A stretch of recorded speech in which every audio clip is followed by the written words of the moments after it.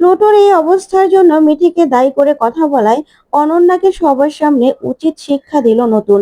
হ্যাঁ বন্ধুরা, এমনটাই দেখা যাবে। তাই সম্পূর্ণ জানতে ভিডিওটিতে লাইক দিয়ে চ্যানেলটি সাবস্ক্রাইব করে দেখতে থাকুন। গল্পের শুরুতেই দেখা যাবে স্বর্গজিৎ অনন্যাকে বলে, তোমার ছেলে সত্যি কি ঘুমিয়েছে? তখন অনন্যা বলে, মানে তুমি কি বলছো?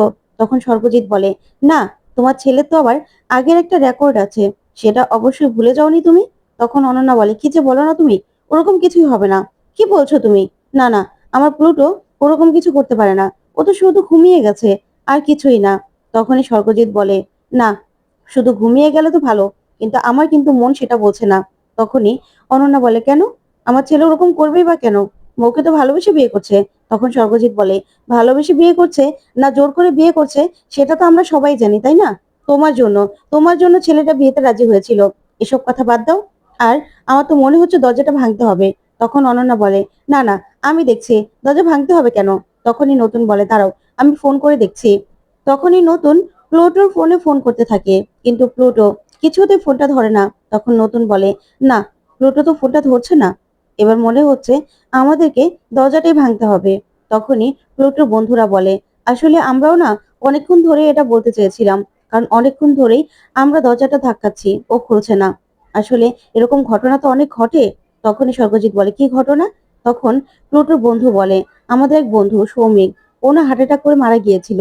তখন অনন্যা বলে, হয়েছে হয়েছে, সৌমিকের ঘটনা আমি জানি, কিন্তু এখানে আমার ছেলের সঙ্গে এরকম কিছু হবে না। শুধু শুধু অযথা তোমরা চিন্তা করো না তো। তখনই বিয়ে বাড়ির লোকজন খেয়ে দিয়ে চলে আসে, আর সে বলে, রান্নাটা না খুব ভালো হয়েছে, খুব ভালো হয়েছে। ওইদিকে মৌ মৌ অনন্যাকে ফোন করতে থাকে। তখনই অনন্যা বলে, হ্যাঁ মৌ বলো। তখন মৌ বলে, দেখো না আন্টি, আমি প্লুটোকে সে কখন থেকে ফোন করছি, ও তো ফোনটাই ধরছে না। তখন অনন্যা বলে, দেখো না, ও মনে হয় ঘুমিয়ে পড়েছে, ও তো দরজাটাও খুলছে না। দাঁড়াও, আমরা দরজা খোলার ব্যবস্থা করছি। তখন মৌ বলে, আচ্ছা আন্টি, তুমি বরং প্লুটো উঠলে না আমাকে একটু ফোন করতে বলো। তখন অনন্যা বলে, ঠিক আছে ঠিক আছে, তুমি চিন্তা করো না, আমি ওকে ফোন করতে বলবো। ওইদিকে মৌ খুব চিন্তা করতে থাকে। তখন মৌর বন্ধুরা বলে, এত চিন্তা করছিস কেন মৌ? তখন মৌ বলে, আরে ও তো ফোনেই পাচ্ছি না ওকে, সেজন্য চিন্তা হচ্ছে। তখন ওর বন্ধুরা বলে, একটু পরে তো চলে আসবে, আর তাছাড়া তুই তো বিয়ে করে প্লুটোকে নিয়ে বিদেশেই চলে যাবি, তাই না? তখন মৌ বলে, হ্যাঁ, এটাই না একটা শান্তি, আমরা অন্য জায়গায় গিয়ে সেটেল হব, আর কখনো ফিরবই না। তখন ওর বন্ধুরা বলে, এখনো যেতেই পারলি না, আর এখনই এই কথাগুলো বলছিস? আর তোর বাবা মার কাছেও বুঝি আসবি না তুই? তখনই মৌ বলে, না সেটা তো আসবোই, ভালো একটা চাকরি বাকরি পেলে বাবা মাও যাতায়াত করবে, আমরাও যাতায়াত করব, কিন্তু এখানে থাকবো না। আমাদের ট্যালেন্টের মূল্য কি কেউ দিতে পারবে বল? তখন ওর বন্ধুরা বলে, এরকম ভাবে বলছিস যেন দেশে এরকম পড়াশোনা কেউ করে না। তারপরে মৌ সাজতে বসে যায়। ওইদিকে নতুন বলে, আমার মনে হচ্ছে এবার আর দেরি করা সম্ভব হবে না, আমাদের আমাদের এখনই দরজাটা ভাঙতে হবে। তখন অনন্যা বলে, না না, দরজা ভাঙতে হবে কেন? দরজা ভাঙার মতো কিছু হয়নি। তখন সৌরজিৎ বলে, দেখো অনন্যা, তুমি এখনো যে কিছু বুঝতে পারছো না সেটা কিন্তু নয়, এখনো আমাদের দরজাটা ভেঙে ঢুকতে দাও, বাড়াবাড়ি করো না, বাড়াবাড়ির একটা লিমিট আছে, বুঝতে পেরেছো? তুমি সরো, তুমি সরো। তারপরে নতুন একটা ফুলের টব নিয়ে দরজার গ্লাস গুলো ভেঙে দেয়। তারপরে ভেঙে দরজাটা খুলে ভিতরে যেতে প্লুটোকে শুয়ে থাকতে দেখে অনন্য, আর বলে, এই প্লুটো, ওঠ।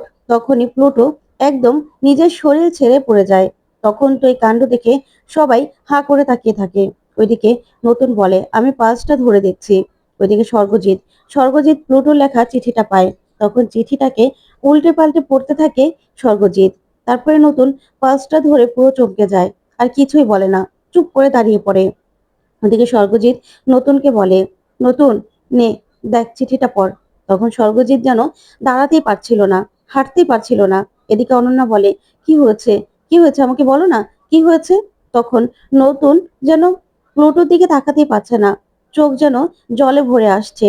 তারপরে স্বর্গজিতের থেকে চিঠিটা নিয়ে নতুনও দেখতে থাকে চিঠিটা, আর চিঠিটা পড়ে নতুন পুরো অবাক হয়ে যায়, আর কি বলবে ভাষাই খুঁজে পায় না।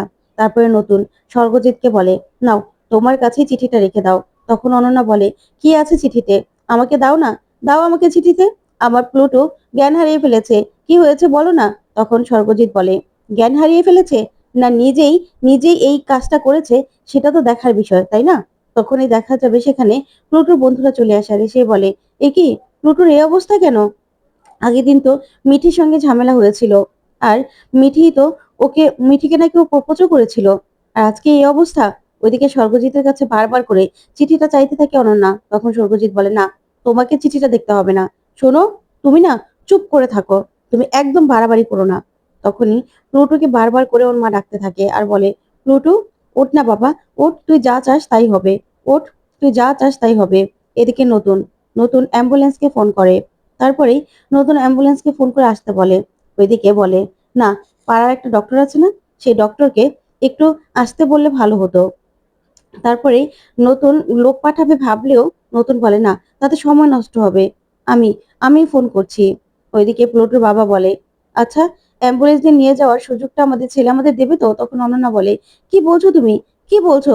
না, এসব কথা বলবে না, আমার প্লুটোর কিচ্ছু হবে না, কিচ্ছু হবে না, আমার ছেলের কিচ্ছু হবে না। ঠিক তখনই নতুন ডক্টরকে ফোন করে। তখন ডক্টর ফোনটা দেখেই বলে, হ্যাঁ স্বতন্ত্র বাবু, আমি সন্ধ্যাবেলা বিয়েতে আসবো তো? তখন নতুন বলে, না ডক্টর, আপনি কি এখন আসতে পারবেন? তখন ডক্টর বলে, কেন, কি হয়েছে? তখন নতুন বলে, একটা অ্যাক্সিডেন্ট ঘটে গেছে, আপনি প্লিজ এখনই এখানে আসুন। তখনই ডক্টর বলে, ঠিক আছে ঠিক আছে, আমি আসছি, আপনি চিন্তা করবেন না। কার অ্যাক্সিডেন্ট ঘটেছে? তখনই নতুন বলে, প্লুটোর, যার বিয়ে, আপনি আসুন। তখন ডক্টর বলে, ঠিক আছে। ওইদিকে প্লুটোর বন্ধুরা বলে, মিঠিকে তো কালকে প্রপোজও করেছিল প্লুটো, তার জন্য মিঠি বাজেভাবে রিয়েক্ট করেছিল, সেই জন্য কি সহ্য করতে না পেরে এটা করলো নাকি? তখন অনন্যা বলে, আমি কাউকে ছেড়ে কথা বলবো না, কাউকে না, ওই মিঠির জন্য আজকে আমার ছেলেটার এই অবস্থা, আমার ছেলেটা সহ্য করতে না পেরে এই অবস্থা হয়েছে। তখন নতুন বলে, সেটা একদম একটাও বাজে কথা বলবে না। তখন তো অনন্যা ভয় পেয়ে যায়।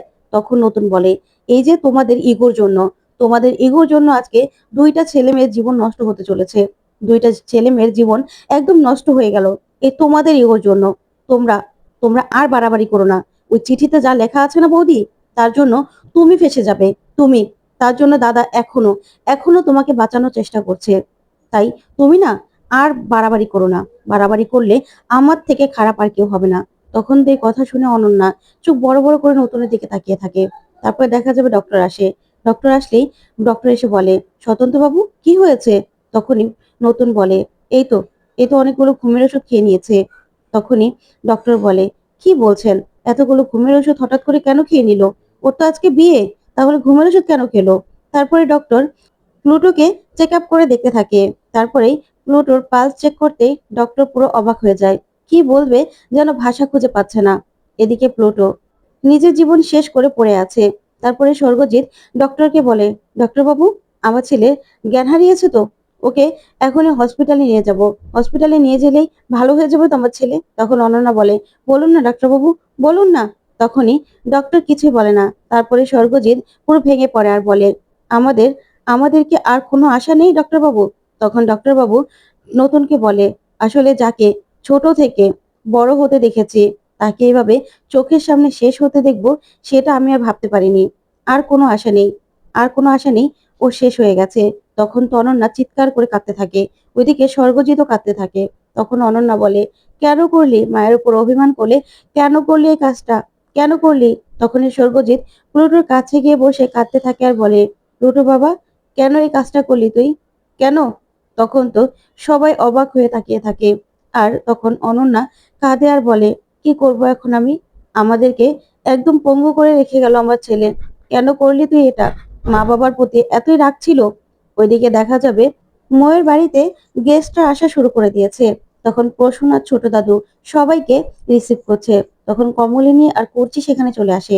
তারপরে ছোট কাকু বলে, বুড়িমা, তুমি তোমার কথাই রাখলে তাই তো, সকালে আসতে বলেছিলাম, শুনলে না তো? তখন কমলিনী বলে, কি করব কাকু বলো তো, মিঠি আছে তো, আমার মেয়েটা বাড়িতে তো। তখনই চোটকা বলে, মিঠি আসলো না না? তখন কমলিনী বলে, না না, কি করে আসবে বলো তো, আসলে ছেলে মেয়ে বড় হয়েছে তো, ওদের মতামতই ওদের কাছে সবকিছু, ও আসতে না চাইলে আমার তো আর কিছু করার নেই। তখন কর্চি বলে, থাক না ওর মতো ও। আর তাছাড়া বর্ষার বুবলাই তো এসে পড়েছে, তাই না? এই বাড়ির পছন্দের বউ আর ছেলে, তাহলে তাহলে আর কাকে দরকার হয়? ওইদিকে রেশমি বর্ষার খুব প্রশংসা করতে থাকে আর বলে, বর্ষা, তোমাকে না আমার খুব ভালো লাগে, তোমার মতো বউ যেন ঘরে ঘরে হয়। আমি তো সেই কথাই বলি, তোমার সব থেকে বেশি ভালো লাগে আমার তোমার এই প্রতিবাদী চরিত্রটা। এটা না কখনো কখনো তুমি ভুলে যাবে না। প্রতিবাদ করা ভালো, তার জন্য হয়তোবা তুমি কারো কাছে খারাপ হয়ে যাবে, সেটা কিন্তু কিছু মনে করবে না। প্রতিবাদ করতে গেলে এমন অনেকের কাছে খারাপ হতে হয়। দেখো না আমাকে, আমিও তো প্রতিবাদ করি। আমি প্রতিবাদ করি বলেই আমি কারো কাছে ভালো হতে পারি না। সবাই আমাকে একদম একদমই দেখতে পারে না। তার জন্য কি আমি কি প্রতিবাদ করা ছেড়ে দেবো নাকি? আমি আমার মতো আছি, তাই তুমিও না তোমার মতোই থাকবে। তারপরে রেশমি কমলিনী আর কর্চিকে দেখতে পায় আর বলে, ওই তো তোমার শাশুড়ি আর তোমার পিসশাশুড়িও চলে এসেছে।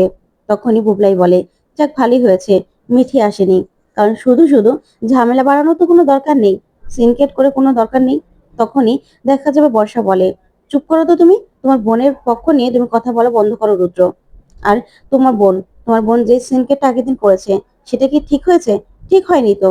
কারণ কেউ যদি না ভালোবাসে, জোর করে তো ভালোবাসা পাওয়া যায় না। এখানে জোর করার তো কোনো ব্যাপার নেই। এখানে মৌ আর প্লুটো দুজন ভালোবেসে বিয়ে করছে। তারপরে রেশমি বলে, আচ্ছা ঠিক আছে, আমি যাই, একটু তোমার শাশুড়ি মায়ের সঙ্গে কথা বলে আসি। এই বলে রেশমি চলে আসে। এদিকে কমলিনী বলে, আচ্ছা বাবিলও চলে আসবে, চিন্তা করো না। তখনই বাবিল চলে আসে আর সে বলে, এ কি, সবাই এখন এখানে দাঁড়িয়ে আছো? তখনই দেখা যাবে রেশমি বলে, কিরে বাবিল, তোর না বোনের বোনের বিয়ে, আর আজকে এই সময় আসতে সময় হলো, একদিন ছুটিও নিতে পারলি না? তখন বাবিল বলে, আসলে বড়দা তো আছে, বড়দা বড় বৌদি আছে, তোমার পছন্দের ভাগ্নে, তাহলে আমি না হয় এখনই এসেছি, তাতে কি হয়েছে? তখন রেশমি বলে, তোর বোনেরও কিন্তু বিয়ে আসবে, এই কথাটা কিন্তু আমি মনে রাখবো। তখন প্রসূন বলে, হয়েছে হয়েছে, ছেলেটা অফিস থেকে এসেছে, কিছু তো খেতে দাও। তখনই বাবিল বলে, না না, আমার প্রচন্ড ক্ষুধা পেয়েছে, এবার কিন্তু কবজি ডুবিয়ে খাবো। তখন সবাই হাসাহাসি করতে থাকে। তারপর কমলিনী বলে, মৌ, মৌ কোথায়?